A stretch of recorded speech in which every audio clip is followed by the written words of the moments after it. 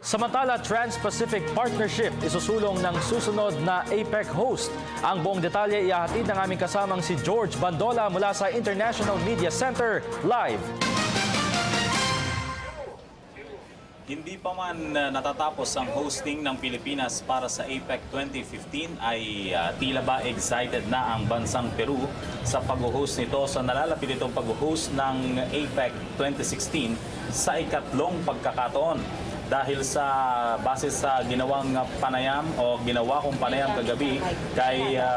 Peru President Ollanta Humala, ang Peru ay talagang naghahanda na simula pa o bago pa lamang nila malaman na talagang sila na nga yung susunod na mag-host, kasi ang hosting ng APEC ay on rotation basis ito para dun sa 21 member economies. Ayon dito kay President Humala, naglaan na sila ng $120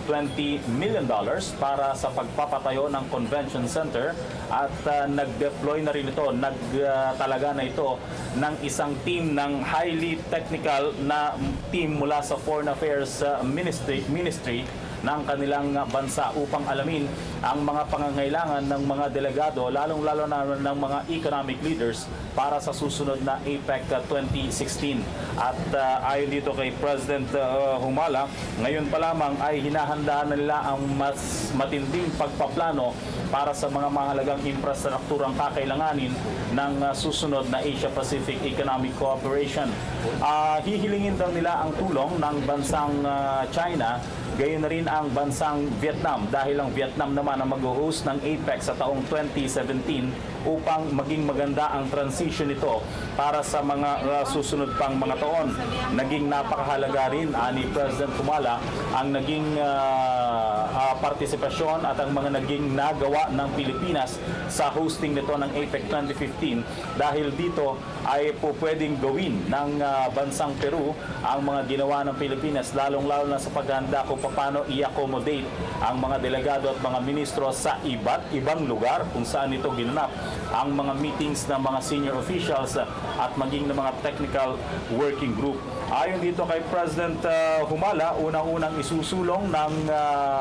Peru para sa kanilang kapakanan din at ng mga bansang kasapi nito ang Trans-Pacific Partnership. Bagamat 12 bansa pa lamang ang kasapi nito, ayon sa kanya, isa itong landmark partnership na po pwedeng maging daan para tuluyang mapasok ng kaunlaran at ng development ang mga bansang hindi gaanong nililingon, maliban dun sa mga bansang nangunguna dyan sa bahagi ng South America. At ang Trans-Pacific Partnership, ayon sa kanya, ay lalaukan na rin ng isa sa pinakamalaking bansa, ang China, at umaasa itong sa mga susunod na panahon ay magiging miyembro na rin ang Pilipinas. Bagamat may mga ilan pang usapin at agreement na kinakailangang plansyahin mula dito sa bahagi pa lamang ng APEC bago tuluyang makasali ang Pilipinas sa TPP na yan. At ito nga, yung sinasabi ni President Humala ay kinakailangang maging handa na rin ang Pilipinas, dahil isa ito sa mga makabago at sinasabing mas mabilis na trade agreement sa pagitan ng mga nagkakaisang bansa. Kabilang pa dito sa may susulong ng Peru para sa kanilang kapakanan, ayon na rin sa kanila, ay ang pagpopromote ng mga sustainable at environmentally sustainable investments and development. Ayon sa kanya, partikular na tutuon ang APEC 2016 para sa mga green technology at green development, kasabay na rin ng pagpopromote ng inclusivity na kung saan talagang nangunguna dyan ang bansang Pilipinas, ayon sa kanya. Mula po rito sa IMC para sa Telebisyon ng Bayan, George Bandola.